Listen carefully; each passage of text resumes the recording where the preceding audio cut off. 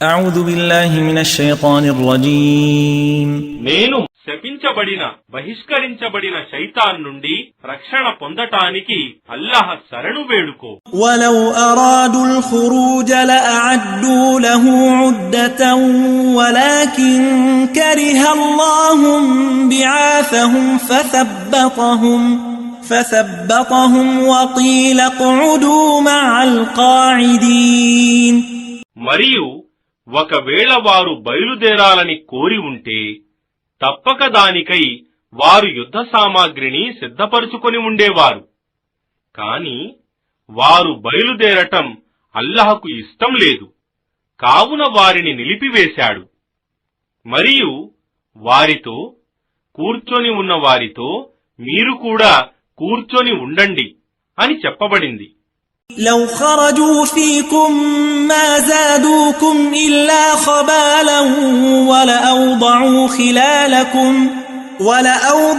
خلالكم يبغونكم الفتنة وفيكم سماعون لهم والله عليم بالظالمين.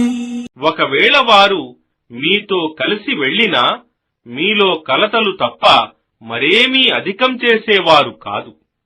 మరియు మీ మధ్య ఉపద్రవం ఫిత్న రేకెత్తించటానికి తీవ్ర ప్రయత్నాలు చేసేవారు. మరియు మీలో కొందరు వారి కొరకు కపట విశ్వాసుల కొరకు మాటలు వినేవారు, వారి గూఢాచారులు ఉన్నారు. మరియు అల్లాహకు దుర్మార్గుల గురించి బాగా తెలుసు. لقد ابتغوا الفتنة من قبل وقلبوا لك الأمور حتى جاء الحق وظهر أمر الله وهم كارهون. ఓ ప్రవక్త, వాస్తవానికి వారు ఇంతకు ముందు కూడా కల్లోలాన్ని ఫిత్నను పుట్టించి నీ కార్యాలను తలక్రిందులు చేయగోరారు. చివరకు సత్యం బహిర్గతమైంది మరియు అల్లాహ్ నిర్ణయం స్పష్టమయ్యింది, మరియు వారు దీన్ని అసహ్యించుకున్నారు.